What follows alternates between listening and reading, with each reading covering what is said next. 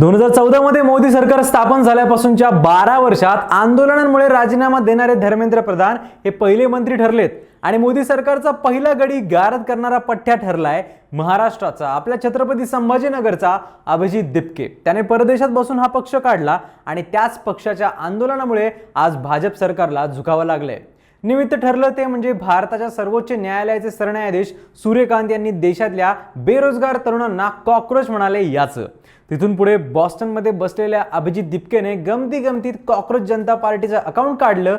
बेरोजगार, आळशी, कायम सोशल मीडियावर पडीक तरुणांना या पार्टीचा भाग होण्याचं आवाहन केलं आणि बघता बघता तरुणांच्या भावनेला साथ देणारी ही पार्टी देशातल्या लाखो तरुणांचा आवाज बनली आणि आज याच पार्टीने मोदी सरकारला एका ताकदवान मंत्र्याचा राजीनामा घ्यायला भाग पाडले। पण हा अभिजित दिपके नेमका आहे तरी कोण आणि त्याने हा कारनामा कसा केला सांगतो। व्हिडिओ शेवटपर्यंत बघा। नमस्कार, मी संकल्प पाटील आणि तुम्ही बघताय लगाव बत्ती। अभिजित दिपके नेमका आहे तरी कोण, तर तो आपल्याच महाराष्ट्रातला आहे। मूळचा छत्रपती संभाजीनगरचा। त्याचं वय आहे 30 वर्ष। पुण्यातून जर्नलिझम अँड मास कम्युनिकेशनचं शिक्षण त्याने घेतलं आणि त्यानंतर पदव्युत्तर शिक्षण घेण्यासाठी तो अमेरिकेला गेला। अमेरिकेतल्या बॉस्टन विद्यापीठातून त्याने पब्लिक रिलेशन्समध्ये मास्टर्स केलं। अभिजितला सोशल मीडियाच्या विश्वाची चांगलीच माहिती आहे। राजकारणाचा सुद्धा तो चांगलाच जाणकार आहे। 2020 ते 14 या काळात त्याने आम आदमी पार्टीच्या सोशल मीडियाचं काम पाहिलं। 2020च्या दिल्लीच्या विधानसभांच्या निवडणुकांच्या वेळी त्याने आम आदमी पार्टीचं सोशल मीडिया चांगलंच सांभाळलं होतं। आम आदमी पक्षाचे अनेक लोकप्रिय मीम आपण त्या काळात पाहिले असतील। हे सगळे क्रिएटिव्ह मीम्स अभिजितनेच बनवले होते। त्यावेळीही आम आदमी पार्टीचं सोशल मीडिया सांभाळणारा 23 वर्षांचा तरुण अशा काही बातम्या काही चॅनल्सने अभिजित दिपकेविषयी केल्या होत्या। अभिजित अलीकडे अमेरिकेतल्या बॉस्टनमध्ये होता आणि तिथून त्याने हा पक्ष काढला। शिवाय त्याने पक्षाची वेबसाईट सुद्धा काढली आहे। त्यात पक्षाची उद्दिष्ट आणि ध्येय धोरणं दिली आहेत। विशेष म्हणजे पार्टी सदस्य होण्यासाठी नोंदणीची सुविधा सुद्धा या वेबसाईटवरच उपलब्ध आहे।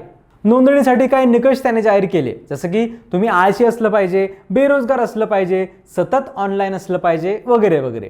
सर्वोच्च न्यायालयाच्या सरन्यायाधीशांनी ज्या प्रकारच्या तरुणांना उद्देशून ते विधान केलं होतं त्याला अनुसरून असणारे निकष पार्टी सदस्यत्वासाठी ठेवले असल्याचं अभिजितचं म्हणणं आहे।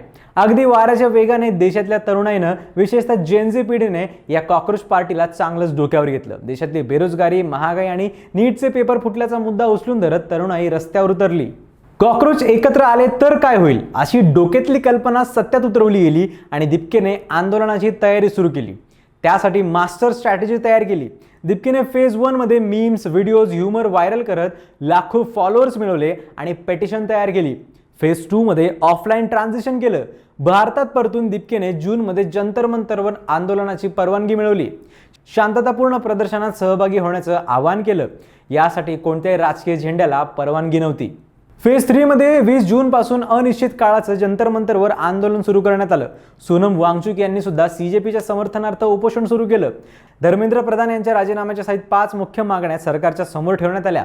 अखेर जंतर मंतरवर महिनाभर चाललेल्या आंदोलनात हजारो तरुण उतरले। त्यानंतर झालेला पोलीस लाठीचार्ज, टीयर गॅसचे आरोप झाले। कितीतरी तरुण आंदोलक जखमी झाले। प्रशासनाचा दबाव वाढला, पण आंदोलन थांबलं नाही। शेवटी 25 जुलै 2026ला धर्मेंद्र प्रधान यांनी पंतप्रधान मोदींकडे राजीनामा सोपवला। त्यांना तो सोपवावा लागला। या भाजप सरकारमध्ये राजीनामे होत नाहीत असं म्हटलं जात असताना अभिजित दिपकेने सरकारला झुकवलं। हे शक्य झालं फक्त अभिजित दिपकेमुळेच, तरुणाईमुळे आणि सोशल मीडियाच्या ताकदीमुळे। आणि शेवटी आता हे म्हणावंच लागेल की एका मराठी पठ्ठ्याने दिल्ली झुकवली। एका मराठी माणसाने दिल्ली झुकवल्याची ही काही पहिली घटना नाहीये, कारण आपला इतिहासच तसा राहिलाय। पण या अभिजित दिपकेविषयी तुम्हाला काय वाटतं ते कमेंट्समध्ये नक्की सांगा आणि सबस्क्राईब करा लगाव बत्ती।